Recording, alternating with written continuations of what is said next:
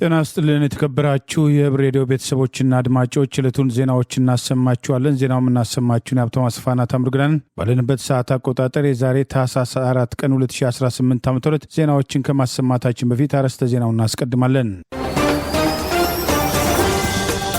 የፋኖ የተሳካ የሌሊት ኦፕሬሽን፣ የአገዛዙ ጦር መፍረክረክ፣ የስሙላው ምርጫ፣ ኦሮሚያን ሀገር የማድረግ ስትራቴጂ፣ የባህር በር ቅስቀሳው፣ ኤርትራና የጅምላ እስር፣ አሜሪካና ኢራን፣ የሶማሌላንድ ጉዳይ የሚሉና ሌሎችም ወቅታዊ ዜናዎች አሉን። ዝርዝሩን እንሆ።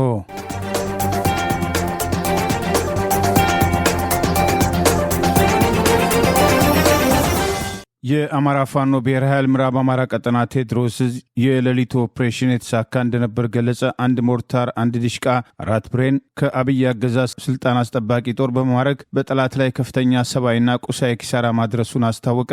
በአንድ አመራሮች ላይ እርምጃ መውሰዱንም አስታውቋል። የአማራ ፋኖ ብሔራዊ ኃይል አፋባ ምዕራብ አማራ ቀጠና ቴዎድሮስ 206ኛ ኮር 24ኛ ክፍለ ጦር ዛሬ ከሌሊቱ 11 ሰዓት ተኩል ጀምሮ ከምስራቅ ጎጃም ዞን ደብረ ማርቆስ ከተማ በ27 ኪሎ ሜትር ርቀት ላይ ከምትገኙ ረቡዕ ገበያ ከተማ በመነሳት ወደ ዳንጎሌ ቀበሌ በተንቀሳቀሰው የአብይ አገዛዝ ስልጣን አስጠባቂ ወራሪ ሰራዊት ላይ የሰነዘረውን ጥቃት ተከትሎ በሜጀር ጀነራል ብርሃኑ ጥላሁን የሚመራው አገዛዙ ስልጣን አስጠባቂ ጦር ላይ በሰነዘረው የተጠና ጥቃት 1 ሞርታር፣ 4 ዲሽቃ፣ 4 ብሬን በመማረክ ስናይፐርን ጨምሮ ለቁጥር የሚከብድ የነፍስ ወከፍ መሳሪያ መማረኩና በጠላት ላይ ከፍተኛ ሰብአዊና ቁሳዊ ኪሳራ ማድረሱን ዛሬ ታህሳስ 24 ቀን 2018 ይፋ ባደረገው መረጃ አስታውቋል። አፋባሃ ቴዎድሮስ ለ6 ቀናት ተንኳቶ ከደብረ ማርቆስ ተነስቶ ወደ ጮቄ ተራራ ለመውጣት የተንቀሳቀሰ የአብይ አህመድ አገዛዝ ስልጣን አስጠባቂ ወራሪ ሰራዊት ላይ የተቀናጀ ውጊያ የከፈተው የአፋብኃ ምዕራብ አማራ ቀጠና ቴዎድሮስ 206ኛ ኮር 24ኛ ክፍለ ጦር ጠላትን በመረፍረፍ ታሪክ ሰርቷል ሲል ህዝብ ግንኙነቱ ባወጣው በዚሁ መረጃ አስታውቋል። የ206ኛ ኮር 14ኛ ክፍለ ጦር አሃዶች በረቡዕ ገበያ በመግባት የጠላትን ኃይል በማዛባት ግዳጇን በብቃት የተወጣች መሆኑን የጠቀሰው መረጃ በተመሳሳይ በዚያ አውደ ውጊያ 109ኛ ኮር 99ኛ ክፍለ ጦር ሽፋን በመስጠት ሲያግዝ ቆይቶ ቆረጣ በመግባት 1 ዲሽቃ መማረክ መቻሉን አስታውቋል። ከፍተኛ ቁርጠኝነትና ጀግነት በታየበት በዚያው ደውጊያ ከ1 ሻለቃ በላይ የአገዛዙ ስልጣን አስጠባቂ ወራሪ ሰራዊትን መደምሰስ መቻሉንም አስታውቋል። የአብይ አገዛዝ ጀነራሎች መካከል ሜጀር ጀነራል ብርሃኑ ጥላሁን ሰሞኑን በግዳጅ በጦር ኃይል የሰበሰቡት ህዝብ ላይ የአገዛዙ ስልጣን አስጠባቂ ወራሪ ሰራዊት አባላት የፈጸሙትን ግፍና ብልግና ፋኖ እንደፈጸመ አድርጎ ሲያቀርቡ ከነበረው ያገዛዙ ጀነራሎች አንዱ ሲሆን ፋኖ እያደረሰባቸው ያለውን ጥቃት ተከትሎ ተደምረን በአንድ ላይ ካልሆነ በስተቀር በተናጠል አንችልም ማለቱን ጠቅሰን መዘገባችን አይዘነጋም። ይህ በእንዲህ እንዳለ የአማራ ፋኖ ብሔራዊ ምዕራብ አማራ ቀጠና ቴዎድሮስ ህዝብ ግንኙነት መምሪያ ዛሬ ታህሳስ 24 ቀን 2018 ይፋ ባደረገው ተጨማሪ መረጃ ከተማ ውስጥ መሽገው ህዝብ ሲያሰቃዩ የነበሩ አመራሮችን በመምታት መሳሪያቸውን በመያዝ ፋኖን የተቀላቀሉ ወጣቶች መኖራቸውን ይፋ አድርጓል። ወጣት ዘላለም በለጠ ተወልዶ ያደገው ሰከላ ወረዳ አቻይታ ቀበሌ ሲሆን የሚኖረው አዲስ አበባ የነበረ ሲሆን ነገር ግን ጠላት አጎት የሚኖረውን ያጎቱን ልጅ ምላሱንና ብልቱን መቅረጡን ሲሰማ ከአዲስ አበባ ወደ ሰከላ ወረዳ ግሺ አባይ ከተማ በመመለስ ሻለቃ መሪውን በጩቤ ወቅቶ ክላሹንና ሽጉጡን በመማረክ ያጎቱን ልጅ ገዳይ በመበቀል የአፋብኃ ምዕራብ አማራ ቀጠና ቴዎድሮስ 44ኛ ክፍለ ጦርን መቀላቀሉን ገልጿል። በተመሳሳይ ይልማና ዴንሳ ወረዳ አዴት ከተማ ላይ ሻምበል በለጠ የተባለን የሚሊሻ ኃላፊ መሳሪያ እሳት የላሰው ጀግና ወጣት መሃል ከተማ ላይ በዱላ ማጅራቱን ብሎ ሰደፍ ክላሽ ማርኮ የአፋብኃ ምዕራብ አማራ ቀጠና ቴዎድሮስ 102ኛ ኮር 11ኛ ክፍለ ጦር አንሙት ያዛቸው ሻለቃን መቀላቀሉን ይሄው መረጃ ጠቅሷል። ግፍ ህዝብን የበለጠ እንዲታገል በማድረግ ትግልን የበለጠ ያፋጥናል። ስለሆነም ግፍን ተጸይፈው ፋኖን የተቀላቀሉ ወንድሞቻችን እንኳን ደህና መጣችሁ እንላለን ሲል የአማራ ፋኖ ብሔራዊ ኃይል አፋብኃ ምዕራብ አማራ ቀጠና ቴዎድሮስ ህዝብ ግንኙነት መምሪያ ዛሬ ታህሳስ 24 ቀን 2018 ባወጣው በዚሁ መረጃ አስታውቋል። የጋምቤላ ክልል ፖሊስን በኮሚሽነርነት የሚመሩት አቶ ኡጉላ ኡጁሉ ትላንት አመሻሹ ላይ በቁጥጥር ስር መዋላቸውን ባለቤታቸው ወይዘሮ አሪያት ኦባንግ ለመገናኛ ብዙሃን ገለጹ። የፌዴራል ፖሊስ አባላት በጋምቤላ ከተማ ያሉ ተጠርጣሪዎችን በቁጥጥር ስር ለመዋል በተንቀሳቀሰበት ወቅት የተኩስ ድምጽ ይሰማ እንደነበረም ነዋሪዎችም ገልጸዋል። ስማቸው እንዳይጠቀስ የጠየቁ የጋምቤላ ከተማ ባለ አንድ መንግስታዊ ባልሆነ ድርጅት ውስጥ የሚሰሩ የከተማይቱ ነዋሪ ትላንት እኩለ ቀን ላይ በፌዴራል ፖሊስ ተሽከርካሪዎች ሰዎች ታስረው ሲወሰዱ መመልከታቸውን ለኢትዮጵያ ኢንሳይደር እማኝነታቸውን ሰጥተዋል። ከታሰሩት መካከል በክልሉ ባሉ የመንግስት ተቋማት ውስጥ የሚሰሩ የጸጥታ ኃይሎችም እንደሚገኙበትም አክለዋል። ተጠርጣሪዎቹን በህግ ቁጥጥር ስር ለማዋል እንቅስቃሴ በሚደረግበት ወቅት የተኩስ ድምጽ ይሰማ እንደነበረ እኚሁ ነዋሪ የተናገሩ ሲሆን ሌላ የጋምቤላ ከተማ ነዋሪ ይህንኑም አረጋግጠዋል። የተኩስ ድምጹ በዛሬው ዕለትም እንደቆመም ሁለት ነዋሪዎችም ተናግረዋል። በትላንትናው ዕለት በፌዴራል ፖሊስ አባላት በቁጥጥር ስር ከዋሉ ተጠርጣሪዎች መካከል የጋምቤላ ፖሊስ ኮሚሽነር አቶ ኡጉላ እንደሚገኙበት ባለቤታቸው ወይዘሮ አሪያት ተናግረዋል።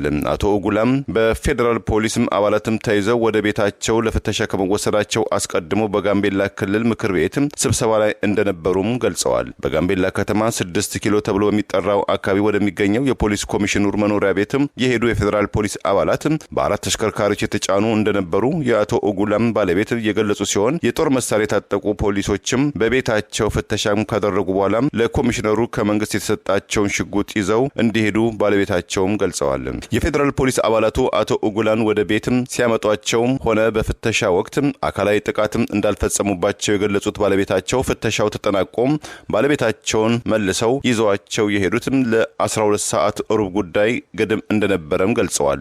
ይሁንና የፖሊስ አባላቱ ባለቤታቸው ወዴት እንደወሰዷቸውና እስካሁንም ድረስ ያሉበትን እንደማያውቁም አክለዋል። በጋምቤላ ክልል የፖሊስ ኃላፊዎች በጸጥታ ኃይሎች ቁጥጥር ስር ሲውሉ የአሁኑ የመጀመሪያው አይደለም። ከ3 ዓመት በፊትም የክልሉን ፖሊስ ኮሚሽነር ሲመሩ የነበሩት አቶ ኡቡላ ኡባንግና ምክትላቸው አቶ ቱትንኮር ጨምሮ 12 የጸጥታ ዘርፍ አባላት በቁጥጥር ስር መዋላቸውም ተመልክቷል። ባለሽርጡ ክፍለ ጦር በምስራቅ አማራ ቀጠና ሀብሮ ወረዳ ጊራና ዙሪያ በአገዛዙ ስልጣን አስጠባቂ ጦር ላይ የሰነዘረውን ጥቃት ተከትሎ ድል መቀዳጀቱን አስታወቀ። በቀጠናው የተለያዩ ግንባሮች በጠላት ላይ የተወሰደ ያለው ወታደራዊ እርምጃ ተጠናክሮ መቀጠሉን የአማራ ፋኖ ብሔራዊ ኃይል ምስራቅ አማራ ቀጠና ምኒልክ ዕዝ አስታወቀ። የአማራ ፋኖ ብሔራዊ ኃይል የምስራቅ አማራ ኮር አንድ ባለሽርጡ ክፍለ ጦር በዛሬው ዕለት ንጋት ጀምሮ ሀብሮ ወረዳ ጊራና ዙሪያ ተጋድሎ በማድረግ በጠላት ላይ ከባድ ሰብአዊና ቁሳዊ ኪሳራ በማድረስ 10 የነፍስ ወከፍ ክላሽና ወደ 5500 የሚጠጋ ተተኳሽና ሌሎች ወታደራዊ ቁሳቁሶች መማረክና በግንባሩ በጠላት ላይ ድል መቀዳጀቱን አስታውቋል። ከማለዳው ጥቃት በተጨማሪ በዚሁ ግንባር አመሻሽ ላይ የተረፈውን የጠላት ኃይል የማጽዳት ስራ ሰርተው 6 ተጨማሪ ክላሽ መማረካቸውን አፋብሃ ምስራቅ አማራ ቀጠና ምኒልክ ዕዝ ዛሬ ታህሳስ 24 ቀን 2018 ይፋ ባደረገው በዚሁ መረጃ ገልጿል። በዛሬው ከባድ ትንቅንቅና ተጋድሎ ጠላት ከባድ ሰብአዊና ቁሳዊ ኪሳራ ማስተናገዱን የጠቀሰው መረጃ ጠላት የደረሰበትን ሽንፈት መቀበል ሲያቅተው እርስ በርስ እየተወነጃጀለ እርስ በርስ እስከ መታኮስ መድረሱን በዚህም ተጨማሪ ሰብአዊና ስነ ልቦናዊ ጉዳት ጠላት ማስተናገዱን ይኸው መረጃ ጠቅሷል። ባለሽርጡ ክፍለ ጦር የወሰደውን ወታደራዊ እርምጃ ተከትሎ ፍጹም ጓዳዊነት የማያውቀው የፋሽስቱ ብልጽግና አገዛዝ ስልጣን አስጠባቂ ሰራዊት 30 አስክሬኑን ጥሎ እስከ መሸሽ መድረሱን በዚያው ውጊያ ከ40 በላይ ጠላት ኃይል በመደምሰስ ከ12 በላይ የሚሆነውን ማቁሰላቸውንም የወጣው ተጨማሪ ዝርዝር መረጃ ገልጿል። የምስራቅ አማራ ኮር አንድ ባለሽርጡ ክፍለ ጦር ዛሬ ከንጋት ጀምሮ እስከ ቀኑ 7 ሰዓት ተኩል ድረስ በነበረው የመጀመሪያ አውደ ውጊያ ከመርሳና ከጊራና በመነሳት ወደ ፋጂ የተንቀሳቀሰው የስርዓቱ ቅጥረኛ ሰራዊትን በመደምሰስ በማቁሰል የነፍስ ወከፍ መሳሪያ በማድረግ ድል የተጎናጸፈ ሲሆን ጠላት ከጊራና ከተማ በስተ ምስራቅ በኩል ያሉ የፋኖ ቀጠናዎችን አጠቃለሁ ብሎ ከቻለም ለመቆጣጠር አግዶ የተንቀሳቀሰ ቢሆንም እቅዱ ከሽፎ ከፍተኛ ሰብአዊና ቁሳዊ ኪሳራ ማስተናገዱን አፋብሃ ምስራቅ አማራ ቀጠና ምኒልክ ዕዝ ባወጣው በዚሁ ዝርዝር መረጃ ገልጿል። ይህ በእንዲህ እንዳለ በተመሳሳይ በቀጠናው የደጋው መብረቅ ኮር ደጀን ክፍለ ጦር ለበርካታ ወራቶች ያሰለጠናቸውን ልዩ ኮማንዶ ፋኖችን ዛሬ በደማቅ ስነስርዓት ማስመረቁን ምስራቅ አማራ ቀጠና ምኒልክ ዕዝ ገልጿል። ዛሬ ታህሳስ 24 ቀን 2018 ዓ.ም ለወራት ሲሰለጥኑ የነበሩ ልዩ ኮማንዶ ፋኖች በደማቅ ስነስርዓት መመረቃቸውን የጠቀሰው መረጃ በምርቃቱ ላይ ኮሩ ከፍተኛ አመራሮች ተገኝተው ተመራቂ ኮማንዶዎችን እንኳን ደስ አላችሁ መልካም ምኞት ሲገልጹ፣ በሌላ መልኩ የአማራን ሕዝብ በታማኝነት እንዲያገለግሉ ታሪካዊ ኃላፊነት የተሰጣቸው ሲሆን ከዚህ ጋር ተያይዞ ተመራቂዎች የተሰጣቸውን ኃላፊነት በአግባቡ ተሸክመው ህዝባቸውን ከገባበት ሁለንተናዊ የህልውና አደጋ እንደሚታደጉ ቃል መግባታቸውን ሰልጥነን እንዋጋለን፣ እየተዋጋን እንሰለጥናለን ሲል አፋብሃ ምስራቅ አማራ ቀጠና ምኒልክ ዕዝ ዛሬ ባወጣው በዚሁ መረጃ ገልጿል። ከጦርነት ከግጭትና ከእስራት ባልተላቀቀችው ኢትዮጵያ ውስጥ የኢትዮጵያ ብሔራዊ ምርጫ ቦርድ ለ7ኛው አጠቃላይ ምርጫ ለሚሳተፉና አሰልጣኞችና ለምርጫ ክልል አስተባባሪዎች የሥራ መመሪያ ስልጠና መስጠቱን አስታወቀ።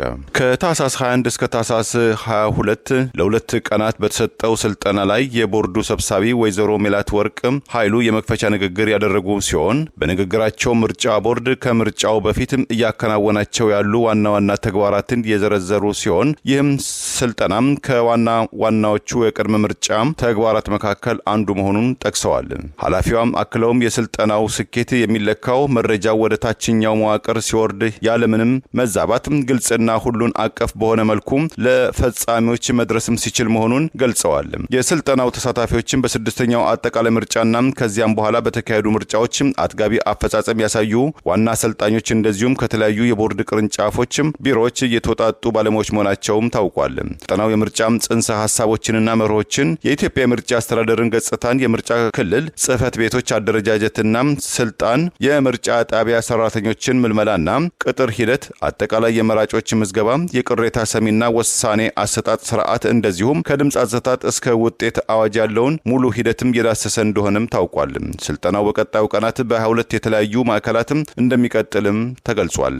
በተለያዩ የኢትዮጵያ አካባቢዎች ጦርነት፣ ግጭት እያለ የህዝብ እንደራሴዎች፣ ጋዜጠኞች፣ የፖለቲካ አንቂዎች፣ የህሊና እስረኞች በገፍም እስር ቤት ውስጥ እየተወረወሩ ባለበት ወቅት ምርጫ ማካሄዱ ለይስሙላም ካልሆነ በቀር ምን ይፈይዳል የሚሉ ቅሬታዎች ከፖለቲካ ፓርቲዎችና አግባብነት ካላቸው ወገኖች በስፋትም እየቀረበ መሆኑም ተስተውሏል።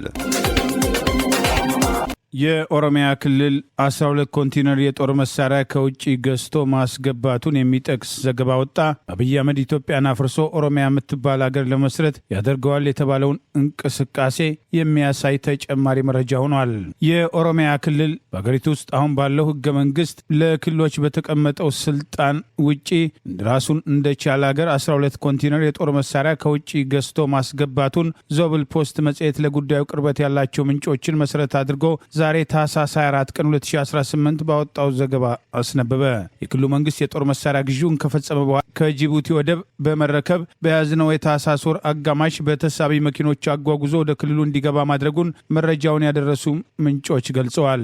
የጦር መሳሪያ ግዢው ከተፈጸመ በኋላ በ12 ኮንቴነሮች ተጭኖ በኦሮሚያ ልዩ ኃይልና በመከላከያ ሰራዊት አባላት ታጅቦ ወደ ኢትዮጵያ እንዲገባና የኦሮሚያ ክልል እንዲረከብ መደረጉን ይኸው ዘገባ ጠቅሷል።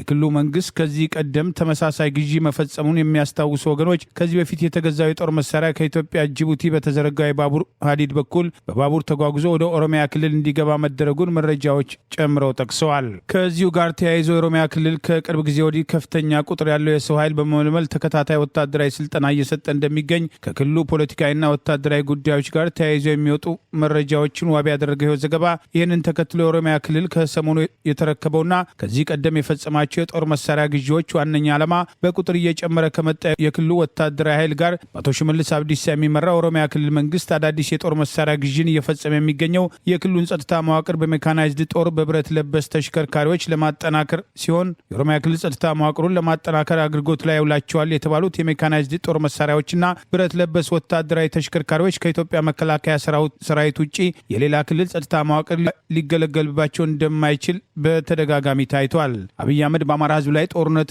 ከማወጁ በፊት የአማራ ልዩ ኃይል ፈርሷል በማለት ሌሎችም ክልሎች ልዩ ኃይሎች ይፈርሳሉ የሚል ሐሰተኛ መግለጫ በመስጠት አማራን ትጥቅ ብቻ ሳይሆን ቀበቶ እናስፈታለን በሚል በእብሪት ጦርነት ከከፈቱ በኋላ በከፍተኛ ደረጃ አስታጥቀው ያሰለጠኑትን የኦሮሚያ ልዩ ኃይል ገዳ ኮማንዶ የተባለውን ጭምር በመከላከያ ሰራዊት ዩኒፎርም ወደ አማራ ክልል ለወረራ በማዝመት ዛሬም ድረስ ንጹሃንን እየጨፈጨፉ ሲሆን ከዚህ ቀደም ህወሓት ለወረራ በሚዘጋጅበት ወቅት የፌዴራል መንግስት የሚባለው ለክልሎች ከመከላከያ የሚያቀርቡትን ጥያቄ መሰረት አድርጎ የመሳሪያ ጥያቄ የሚያከፋፍል ሲሆን ክልሎች ከውጭ ሀገራት ራሳቸው መሳሪያ ገዝተው የሚያስገቡበት የህግ አግባብ ባይኖርም እነ ዶክተር አምባቸው ከመገደላቸው በፊት በአማራ ክልል ህወሓት ወረራ ያደርጋል የሚል ስጋት መኖሩን ተከትሎ ለሌሎች ክልሎች መሳሪያ ሲታደል ለአማራ ክልል መሳሪያ እንዳይደርሰው መደረጉን በወቅቱ ብርጋዴር ጀነራል ተፈራ ማሞ በወቀሳ ማንሳታቸው አይዘነጋም። ፌዴራል መንግስቱ የአማራ ክልል እንዳይታጠቅ እያደረገ ነው። በቃ እንዳይታጠቅ ሆን ተብሎ እየተደረገ ነው። ስለዚህ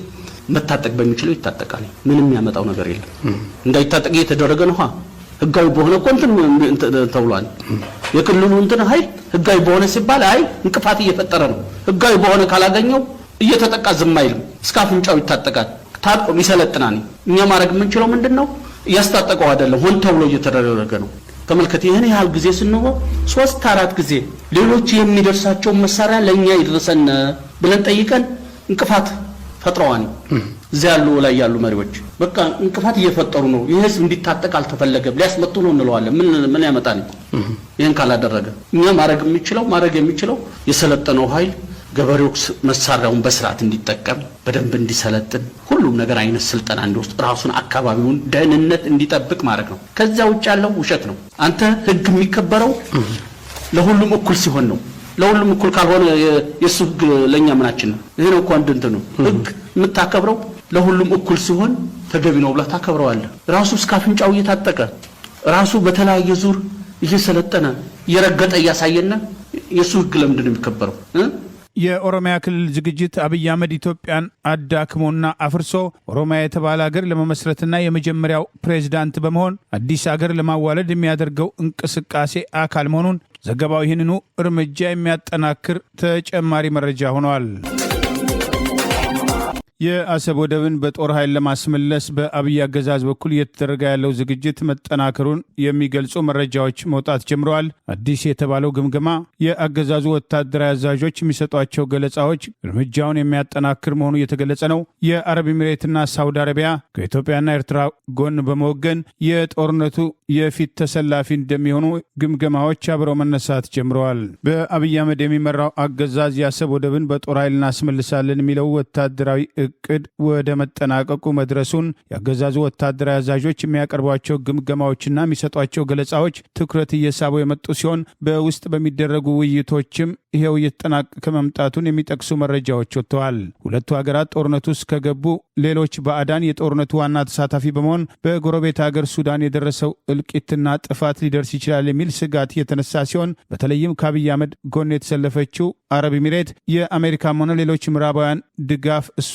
ካለች አታስፈልገንም፣ በአካባቢውና በቀጠናው ሀያል ሆና ወጥታለች፣ ከአረብ ኤሚሬት ጎን እስከተሰለፍን ድረስ አሜሪካና ሌሎች ምዕራባውያን ዘግይተውም ቢሆን ድጋፋቸውን ይሰጣሉ፣ ካልሆነም አይተው እንዳላይ ይሆናሉ።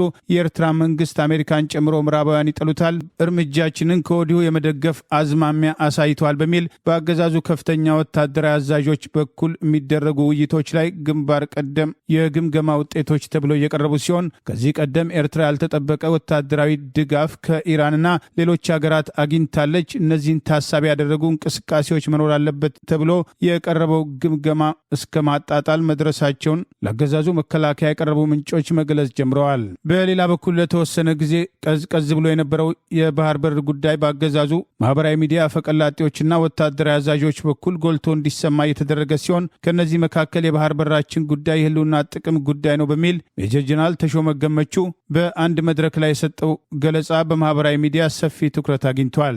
ቀደም ሲል ጀነራሉ ከአምባሳደር ሌንጮ ባቲ ጋር በመራው አንድ መድረክ ላይ የሰጠው አስተያየት ሰፊ ትኩረት ያገኘ ሲሆን ህዝቡ የባህር በር ጥያቄያቸውን ወደ ውስጡ ሊቀበል ይገባል፣ የባህር በር ጉዳይ ህልውናችን ነው፣ ብሔራዊ አጀንዳ ነው በማለት የሰጠው አስተያየት በማህበራዊ ሚዲያ እየተዘዋወረ ይገኛል። ከሜጀር ጀነራል ተሾመ ገመቹ ጎን በመድረኩ ላይ የነበረው ለጊዜው የሰጠው አስተያየት በማህበራዊ ሚዲያ ትኩረት አግኝቶ ያልወጣው አምባሳደር ሌንጮ ባቲ በሳውዲ አረቢያ አምባሳደር በነበረበት ወቅት በአማራ ህዝብ ላይ በኦሮሚያ ክልል ማንነት ተኮር ጭፍጨፋ በተበራከተበት ወቅት የኦሮሞ ብሔር ተወላጆችን በኤምባሲው ሰብስቦ ልጅ ሲወለድ ደም ይፈሳል፣ አሁንም አገር ለማዋለድ የምናደርገውን እንቅስቃሴ ደም ቢፈስ ትኩረት አታድርጉ ብሎ የሰጠው ገለጻ በጊዜው ተቃውሞ ሲያስከትልበት እንደነበር አይዘነጋም።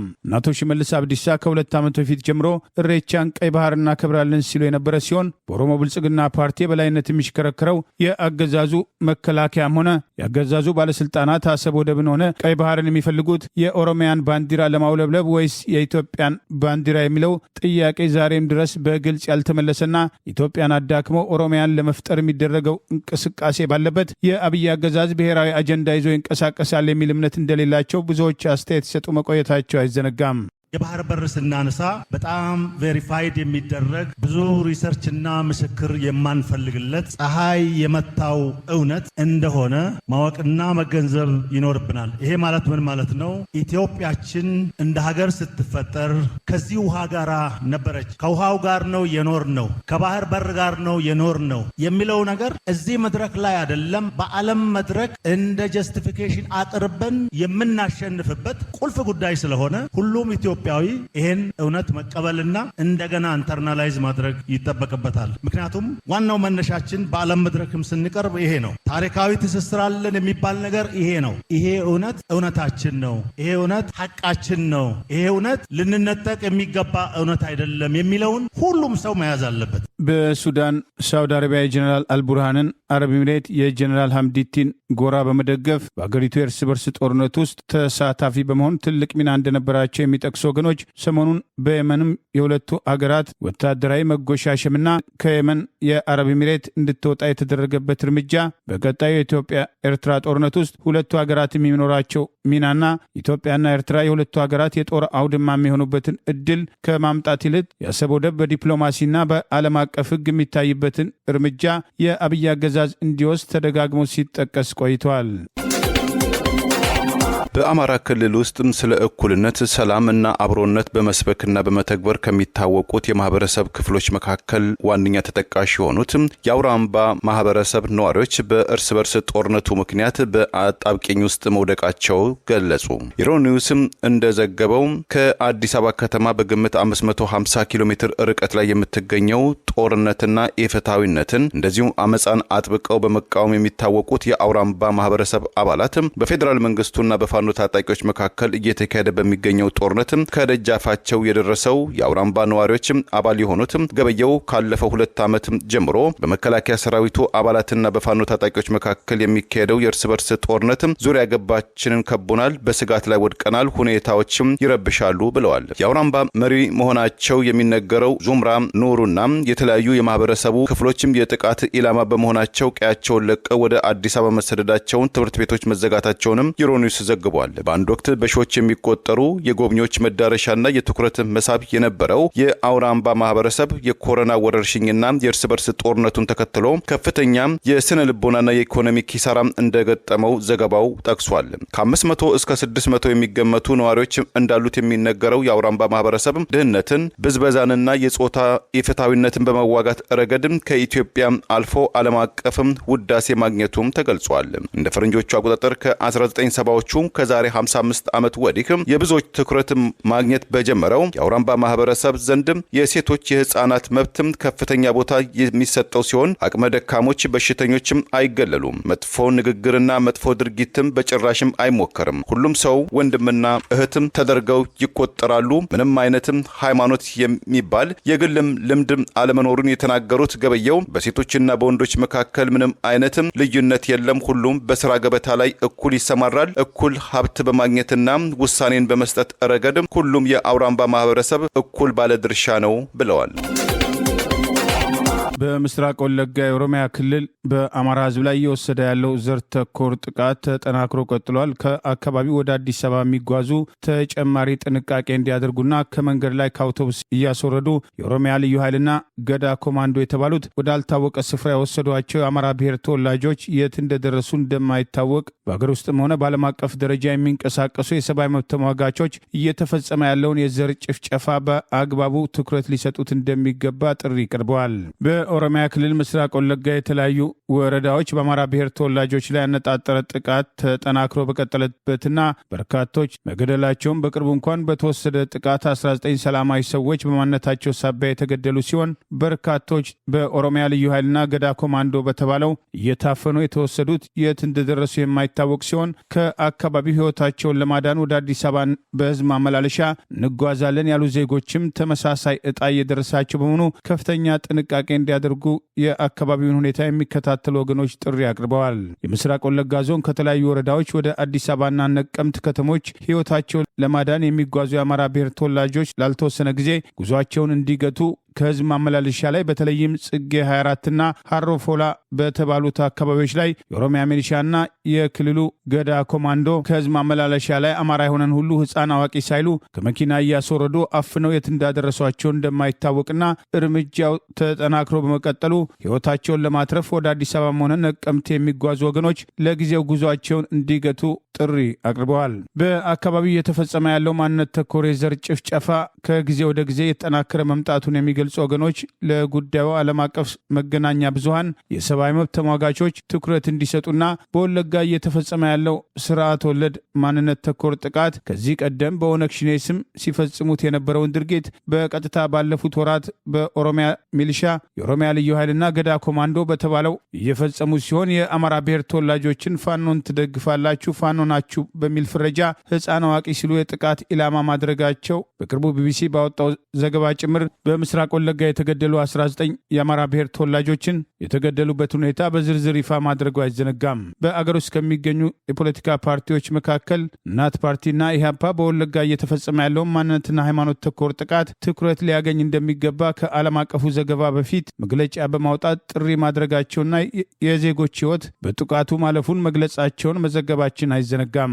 አብይ አህመድ ስልጣን ላይ እስካለ እናቶ ሽመልስ አብዲሳ እቅድ አውጥተው የሚፈጽሙት ማንነትና ብሔር ተኮር ጥቃት ፈጽሞ ሊቆም እንደማይችል ከዚህ ቀደም የኦሮሞ ብልጽግና ፓርቲን በመወከል ከአዲስ አበባ ተመርጠው ምክር ቤት ውስጥ ገብተዋል የተባሉት አቶ አንጋሳ ኢብራሂም ከ4 ዓመት በፊት በሰኔ 2014 ዓ.ም በወለጋ ጉሊሶ በአንድ ጀንበር ከ1000 በላይ አማራ ብሔር ተወላጆች በተጨፈጨፉበት ጥቃት ሳቢያ በአደባባይ ተቃውሞ ባቀረቡበት ወቅት መግለጻቸው አይዘነጋም። በፍጹም የብሔር ብሔረሰብ እልቁቶችን ሁሉ ተተምኖ ካልኩሌት ተደርጎ ተቀምሞ እየተሰራጨ ያለ ከኦሮሚያ ክልል ፕሬዝዳንት ጽሕፈት ቤትና ከኦሮሚያ ክልል ብልጽግና ቢሮ ነው እየተሰራጨ ያለው። እዛ ላይ ያሉ አመራርና አካሄዶቹ ሁሉ ስር ነቀል ነው። ከነ ካቢኔው እንዲህ ካልተገለበጡ በቀር መቼም ሞት አይቆምም። ቃሌን ለምድር ለሰማይ እንዳበቱ የምክር ቤት አባሉ አቶ አንጋሳ ኢብራሂም ይህንን ተቃውሞ በአደባባይ ካቀረቡ ከጥቂት ወራት በኋላ የደረሱበት መጥፋቱ ተደጋግሞ ሲጠቀስ ቆይቷል።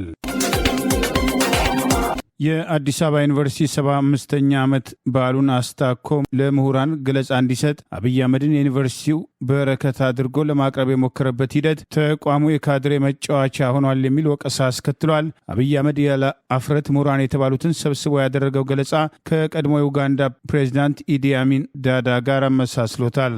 የአዲስ አበባ ዩኒቨርሲቲ 75ኛ ዓመቱን አስታኮ ዛሬ ዩኒቨርሲቲው ባዘጋጀው የውይይት መድረክ ላይ ለምሁራን ገለጻ እንዲሰጥ አብይ አህመድ የተጋበዘ ሲሆን ጠቅላይ ሚኒስትሩ በመድረኩ ላይ የትምህርት ሚኒስትር ብርሃኑ ነጋን የቀድሞ የትግራይ ጊዜያዊ አስተዳደርና ለአብይ አህመድ ጥብቅና በመቆም በቅርብ ወቀሳ የሚቀርብበት ጌታቸው ረዳ በዩኒቨርሲቲው በተለያዩ ሙያዎች አንቱ የተባሉ መምህራን በተገኙበት በዚሁ መድረክ ያገዛዙ ካድሬ ባለስልጣናት ጭምር አብረው እንዲገኙ በማድረግ በጭብጨባ የታጀበው የአብይ አህመድ ንግግር በማህበራዊ ሚዲያ ወቀሳ አስከትሏል። አዲስ አበባ ዩኒቨርሲቲ በተጭበረበረ የትምህርት ማስረጃ ከ7ኛ ክፍል የሁለተኛ ደረጃ ትምህርቱን በአግባቡ ሳያጠናቅቅ የኮሌጅ ተማሪ ብሎም የዶክትሬት ዲግሪ ባለቤት በሆነው አብይ አህመድ የትምህርት ማስረጃ ላይ የሚቀርቡ ወቀሳዎችን ሰምቶ እንዳልሰማ በመሆን አብይን ዋና ምሁር አድርጎ የጋበዘበት የዩኒቨርሲቲው አስተዳደር በካድሬዎች የሚመራና ዩኒቨርሲቲው ራሱን የማይመጥን ስሙን ገደል የሚከት እርምጃ ይልቁኑ በአገሪቱ ያሉት ምሁራን በአድርባይነት የአገዛዙ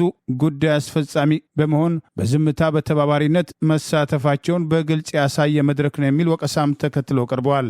በማህበራዊ ሚዲያ ከተነሱ ተቃውሞች መካከል የአብይን በአዲስ አበባ ዩኒቨርሲቲ ተገኝቶ እንደ ምሁር ገለጻ መስጠት ተከትሎ በአርባ ምንጭ ዩኒቨርሲቲ ረዳት ፕሮፌሰር የነበሩትና በአሁኑ ወቅት በውጭ ሀገር የሚገኙት ወንድማገኝ አንጀሎ ሲሳይ ይህ ሰው ኤዲ አሚን ዳዳ ይባላል፣ ኡጋንዳን ቀጥቅጦ በጉልበት የገዛ ወታደራዊ መሪ ነው በማለት የአብይ አህመድን የዛሬ ውሎ ከቀድሞው የኡጋንዳ ፕሬዚዳንት የሁሉ ነገር አዋቂ ነኝ ይለ የነበረው ኢዲ አሚን ዳዳ ጋር አመሳስለው አስተያየታቸውን አስፍረዋል። ኢዲ አሚን ዳዳ የአዶልፍ ሂትለር አድናቂ ሲሆን የትምህርት ደረጃው 4ኛ ክፍል ነው። እናም ይህ በኡጋንዳ ውስጥ በእውቀት አንቱ የተሰኘ ሊቅ በማለት በሹፈት አስተያየታቸውን የሰጡት የቀድሞ አርባ ምንጭ ረዳት ፕሮፌሰር ወንድማገኝ አንጁሎ ሲሳይ በአንድ ወቅት ኢዲ አሚን በካምፓላ ዩኒቨርሲቲ ፕሮፌሰሮችን ሰብስበው ምሁርነት ምን እንደሆነ የ3 ሰዓት ገለጻ ሰጥቷቸው ነበር። ሰግጥ ፈምስ ይለዋል። ይሄ ነው ደግነቱ። ይህ ሰው ከ4ኛ ክፍል ዶክትሬት ይዣለሁ አለማለቱ ነው። እናማ ከ7ኛ ክፍል ዶክተር የተሰኙት ከሰሞኑ የቀድሞ ተማሪ ተብለው ስለ ምሁርነት ገለጻ ሰጡ እያሉን ነው። አዲስ አበባ ዩኒቨርሲቲ ለነገሩ ለኢትዮጵያ ምሁር የሚበዛው እንጂ የሚያንሰው አይደለም። ጋን ሲጠፋ ምንቸት ጋንን ይሰኛል። ዩኒቨርሲቲው እንዲታመን የትኛው ሃይ ስኩል እንደተማሩ ማስረጃ ቢኖር መልካም ነው። ምሁሩ ኤዲ አሚን የሰበሰበው የውትድርና ማዕረግ ሲታይ ደግሞ ኡጋንዳ የውጭ ወራሪን ድል ነስታና የውስጥ ሰላሟን አስጠብቃ በዓለም ምሳሌ የሆነች ሀገርን ያስመስል ሆኗል። አምባገነኑ አምባገነኖችና ገዳዮች የውትድርና ማዕረጉንም የዩኒቨርሲቲ ወረቀቱንም መጠቅለል ልማዳቸው ነው ማለት የአብይ አህመድ በአዲስ አበባ ዩኒቨርሲቲ ተገኝቶ እንደ ምሁር ገለጻ መስጠቱን በነቀፌታ አንስተዋል። ምሁር ማለት ድምፁን አጥፍቶ የሚበላ የቤት ጥግ አይጥ አይደለም። በሚያውቀው ሙያ አላዋቂ እየተንደላቀቀ ሲያጠፋ አይቶ የሚታገስ አይደለም። ምሁር ማለት በአደባባይ እውቀቱን ለመናገር ልበ ሙሉ ሰው ነው። የሚያስተምርና የሚከራከርም ነው። እንደ ጋንዲ፣ ማርቲን ሉተር ኪንግ፣ ማልኮም ኤክስ፣ ለንደን ጃክ፣ ቼጉቬራ ሌሎችም ምሁር ንጹህ ነው፣ ደፋር ነው። ስለ እውነት ብሎ ይኖራል፣ ስለ እውነት ብሎ ይሞታል። ሰማዕት ነው፣ ይጋደላል። በገንዘብ አይገዛም፣ በኃይል አይደረመስም፣ ለአምባገነኖች አይርበደበድም በማለት ከአደርባይ ሁሉ የከፋው የምሁራን አደርባይነት ነው ሲሉ ያነበቧቸውን ጭምር ጠቃቅሰው አስተያየታቸውን ሰጥተዋል። በኤርትራ ውስጥ የአንድ ታዳጊ ሞትን የተቃወሙ የአንድ መንደር ነዋሪዎችም መታሰራቸው ተሰማ። የትግርኛው ክፍለ ጊዜ ቢቢሲ ያነጋገራቸው የእማኞች እንደገለጹትም በጋሽ ባርካ ክልል በሚገኘው ሎጎ አንሰቤ ቀረና ኮዶ መንደር ያፌት የማነ የተባለ ታዳጊ ግድያን ተከትሎ ተቃውሞ ያሰሙ የመንደሩ ነዋሪዎች በአጠቃላይ መታሰራቸውን የቤተሰብ አባላትም ገልጸዋል። ከአገር ውጭ የሚኖሩ የአካባቢው ተወላጆችና ስማቸው እንዳይገለጽ የጠየቁ ነዋሪዎችም ግድያው የተፈጸመው ባለፈው ህዳር 6 2018 ዓ.ም መሆኑን አረጋግጠው የአካባቢው ነዋሪዎችም ግድያውን በሚመለከትም ቅሬታ በማሰማታቸው የሟች ወንድምን ጨምሮም ከ80 በላይ የመንደሪቱም ነዋሪዎች በመንግስት ኃይሎች በቁጥጥር ስር መዋላቸውን ገልጸዋል። የ16 ዓመቱ ያፌት በጥይት ከተገደለ በኋላም የአካባቢው ነዋሪዎችም ሐሽፈራይ ወደሚባለው ወታደራዊ ካምፕ ተወስደው መታሰራቸውን የቤተሰቡ አባላትና የመንደሪቱ ነዋሪዎችም የተናገሩም ሲሆን ሟች ያፌትና ጓደኞቹ በአካባቢው ከሰል በማክሰልና በመሸጥም ገቢ ያገኙ እንደነበር የተናገሩትም የአካባቢው ነዋሪዎችም ግድያው ከመፈጸሙ በፊትም ከሰል ለመሸጥ ወደ ሃምበርቲ ሲሄዱ ከተያዘ በኋላም በወታደሮች እንደተገደለም አረጋግጠዋል። ያፌትም ወላጅ አባቱ የማነ ገብረ ማርያም በእስር ላይ በመሆናቸው ልጃቸው ቤተሰባቸውንና ራሱን ለመደገፍም ዛፍ ቆርጦም ከሰል ማክሰል ላይ የተሰማራ ታዳጊ ወጣት እንደነበረም ተናግረዋል። በፈረንሳይ የሚኖረውና የአካባቢው ተወላጅ መሆኑን የተናገረው አዛሪያም ለትግርኛው የቢቢሲ ክፍለ ጊዜ እንደገለጸው ያፌት ቤተሰቡንና ራሱን ለመደገፍ የሚሰራም ጠንካራ ወጣት ነበረ። የአካባቢው ወጣቶችም ብዙ ጊዜ ከሰል የሚያከስሉትም ሌሊት ላይ ሲሆን ባለፈው ህዳር 6 2018 ዓ.ም ያፌትና ጓደኞቹም ከሃምበርቲ ወደ ቤታቸው ሲሄዱ ወታደሮች በቁጥጥር ስር አውሏቸዋልም ብለዋል። ወታደሮቹ ያፌትና ጓደኞቹን ከናህዮቻቸው በቁጥጥር ስር እንደዋላቸው የተናገሩትም አዛሪያም ወደ ካረናም ኮዶ መንደር ለመመለስም ሲሞክሩ ወጣቶቹ በማምለጥም በመንደሩ አቅራቢያም ተደብቀው እንደነበረም ገልጸዋል። ከዚያም በኋላ ወጣቶቹ አህዮቹን ከወታደሮቹ ለመውሰድ ሞክረው አብዛኞቹ ሲሳካላቸው ሟች ያፌትና 3 ጓደኞቹ ግን ሳይሳካላቸው መቅረቱን የገለጹትም አዛሪያም ያፌት ጓደኞቹ ወደ ቤታቸው ሲሄዱ እሱ ግን ወደ አህዮቹ ማቆያ ስፍራ በማምራትም አህዮቹን ለማስመለስም ሲሞክር ከማን እንደተተኮሰ ባልታወቀ ጥይት ተመቶ መሞቱን ገልጸዋል። እንደ አዛሪያም ገለጻም ከሆነ ያፌትን አስክሬን በማግስቱም እኩለ ቀን ድረስም አለመነሳቱና የመንደሩ ነዋሪዎችም ሁኔታውን ለባለስልጣናት ካሳወቁ በኋላ ቁጣ መቀስቀሱን ገልጸዋል።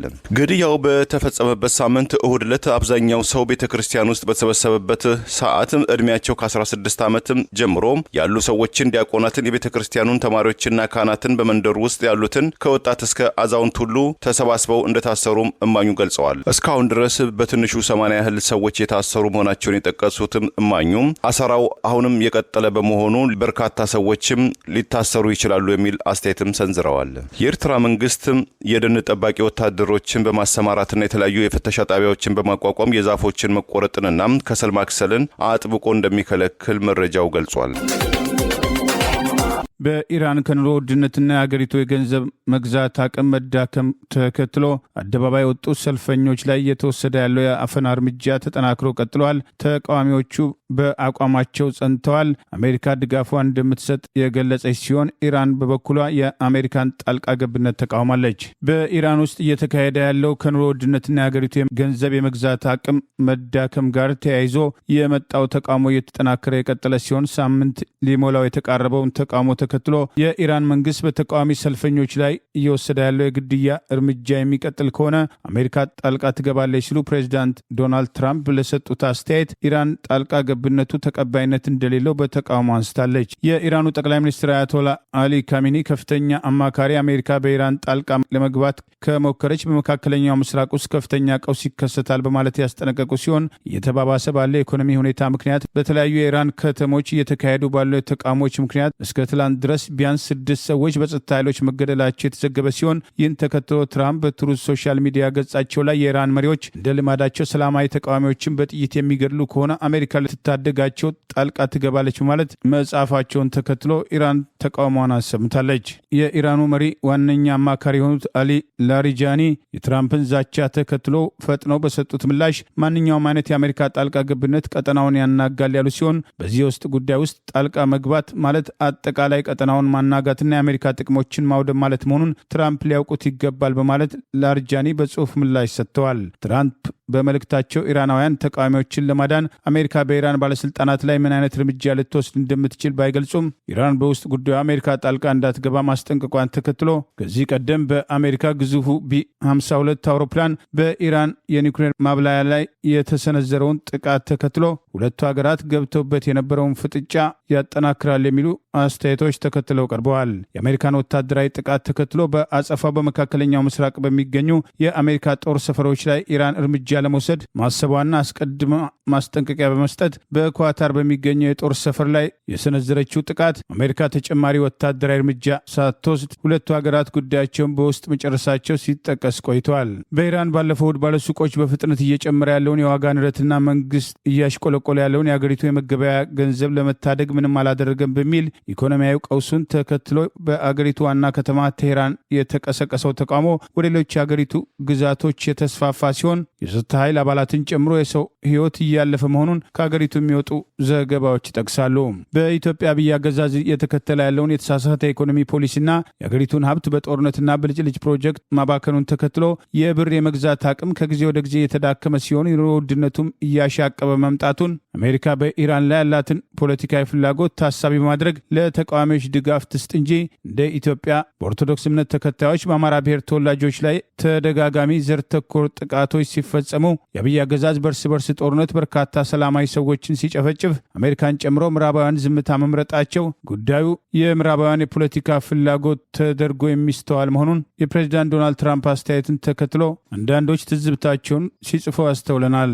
በኢትዮጵያ የኑሮ ውድነቱን ተከትሎ የጤና ባለሙያዎች ከደሞዝ ጭማሪ የጤና ሽፋን ጥያቄና የህዝቡ መሰረታዊ ጤና እንዲሻሻል ያቀረቡትን ጥያቄ ጨምሮ 12 ጥያቄዎቻቸው ዛሬም ያልተመለሱ ሲሆን በቅርቡ ጠርተውት የነበረው ሁለተኛ ዙር የስራ ማቆም አድማ የጤና ባለሙያዎች በአንድ ላይ ባለመቆማቸው የከሸፈ ሲሆን ሂደቱን የሚያስተባብረው የጤና ባለሙያዎች ንቅናቄ ቦርድም ከዚህ በኋላ ትግሉን እንደማያስተባብር ይፋ ማድረጉ አይዘነጋም። በኢትዮጵያ ኑሮ ውድነቱን ተከትሎ ህዝቡ በጋራ መቆም ባለመቻሉ የጤና ባለሙያዎችን ጨምሮ ሌሎችም የመንግስት ሰራተኞች በጋራ ባለመቆማቸው አገዛዙ በኑሮ ጫና ህዝቡን መድረሻ እያሳጣ የልብ ልብ እንዲሰማው አድርጓል የሚሉ ወቀሳዎች ተከትለው መቅረባቸው አይዘነጋም።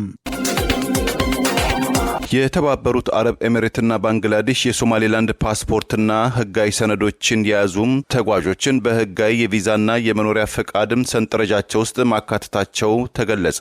የአገራቱ እንቅስቃሴ ሶማሌላንድን ወደ አገራዊ እውቅና መስጠት ሊያመራ ይችላልም ተብሎ ተገምቷል። እስራኤል ለሶማሌላንድ እውቅና በመስጠት ባለፈው አርብ የመጀመሪያ አገር መሆኗን ተከትሎ የአፍሪካ ቀንድ የፖለቲካም ትኩሳትም እየታመሰበት በሚገኝበት በዚህ ወሳኝ ወቅት ከሶማሊያ መቃደሾ ወደ ግዛቷ ለሚገቡ ቱሪስቶችና ስራ ፈላጊዎችም የሶማሊያ ዜጎችም የቪዛ እገዳ የጣለችው የተባበሩት አረብ ኤሚሬት በተቃራኒው የሶማሌላንድ ፓስፖርትና ህጋዊ ሰነድ ይዘው የቪዛና የመኖሪያ ፈቃድ ለሚያመለክቱ አመልካቾች በኦፊሴላዊ መንገድ ከዚህ ከፈረንጆቹ አዲሱ ዓመት 2026 ጀምሮ እውቅና መስጠት መጀመሯን አስታውቃለች።